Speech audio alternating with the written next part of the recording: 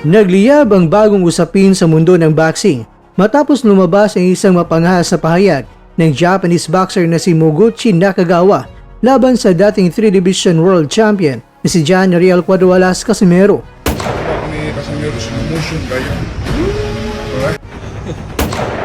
Sa video na ibinahagi ng Omega Boxing Gym sa Facebook, walang preno ang mga banat ni Nakagawa na tila sinisindihan ang apoy ng bagong karibal sa entablado ng international na boxing. At ayon sa naturang video, direktang sinabi ni Nakagawa na hindi umano siya kayang tamaan ni Casimero. Dala niya, super slow motion ang mga suntok ng Pinoy fighter. Sa tono ng kanyang pananalita, kapansin-pansin na punong-puno ng kumpiyansa ang Hapon at tila naniniwala ang kanyang bilis at diskarte ang magiging susi upang hindi siya mabot ng dating kampiyon.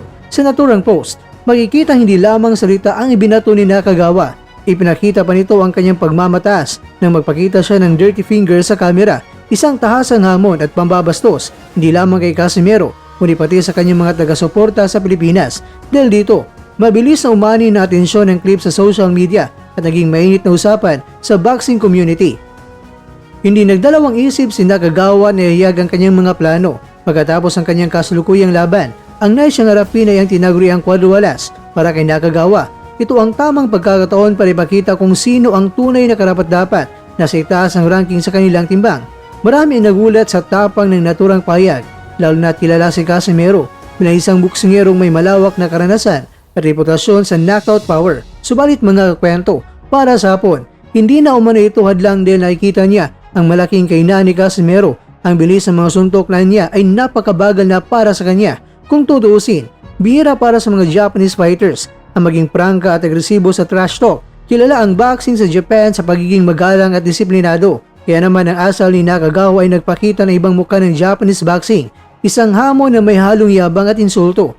Kaya't hindi nakapagtataka na maraming Pinoy boxing fans ang nag-react.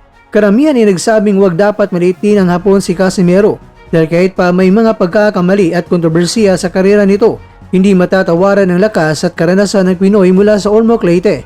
Sa ngayon mga kwento ay wala pang formal na tugon mula kay John Riel Casimero hinggil sa tiradang binato ni Nakagawa. Ngunit kung pagbabasihan ng personalidad ni Cuadruelas, malaki ang posibilidad na hindi ito papalampasin at maaaring malaman na lang ng lahat na pumayag na siya sa sagupan.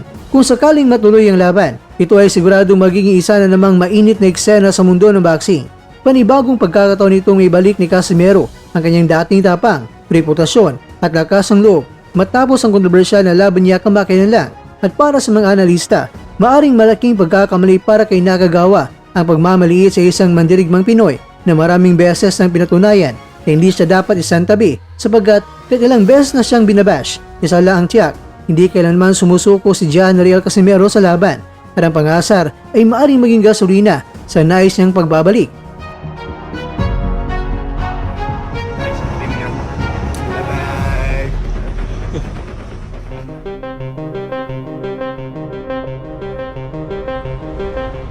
Mga kakwento, malinaw na nagsimula na ang tensyon at drama bago pa tuluyang maganap ang laban at kung si Nakagawa ang tatanungin, handa na siyang patunayan ang kanyang kayabangan. Ngunit para sa mga Pilipino, hindi basta-basta mawawala ang tapang ng Pinoy champion na ilang beses nang bumangon mula sa pagsubok. Isang bagay ang sigurado, kapag nagarap ang dalawa, hindi yan magiging super slow motion kundi super explosive ang magiging labanan. Maganda yan dahil ngayon pa lang, ang apoy ay sinimula ng sinisindihan.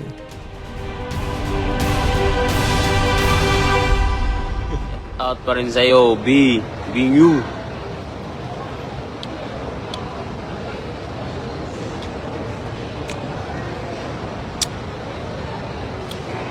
Ito lang yung Tikalon venue na may pagmumuka. Ikaw, ano yung pagmumuka mo?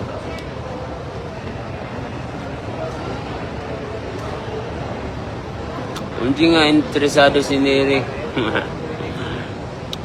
Yung hindi interesado sa akin, yung mga takot sa akin ha.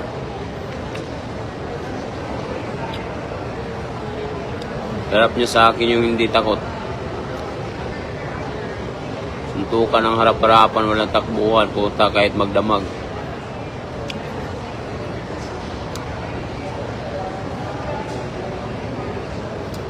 Support from Kalibo Aklan Champ, panalo ka pa rin. Oy, maraming salamat kay Jordan.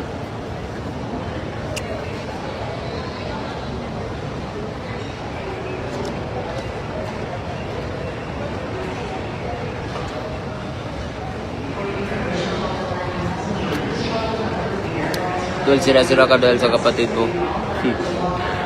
Kayo yung sira kung paano yung mga pinagsasabi nyo.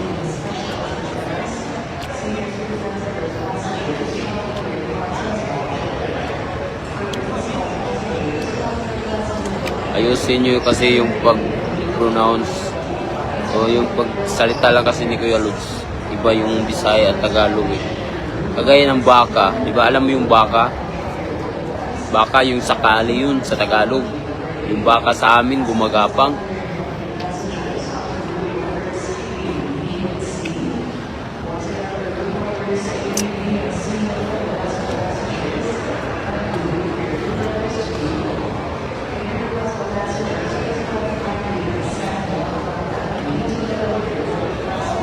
Huwag kang mag-alala, sulit ako sa iyo kahit talo ka at wawi tayo. Ay, salamat kay Alex Malaki. Yeah. Shout out from Toronto, Canada. Ay, shout out kay Angel Pasquiao. Pasquiao.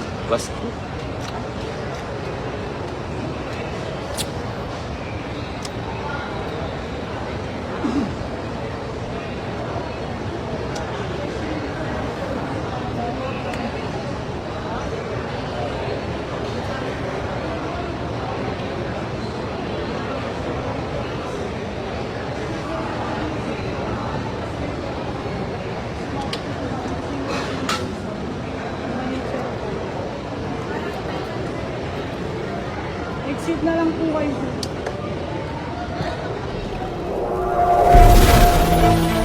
At dyan, nagtatapos ang ating kwento.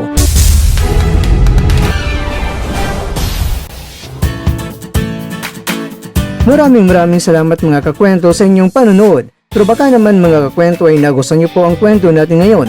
Baka pwede niyo po akong mabigyan dyan ng like, subscribe at pa-click na rin sa bell button.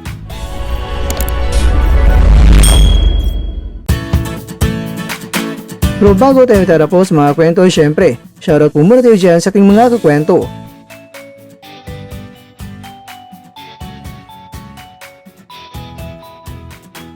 At ikaw kwentong nanonood ngayon, shoutout sa iyo dyan. Bueno, ganito na po muna ang ating kwentuhan. At abangan nyo na po ating susunod na video.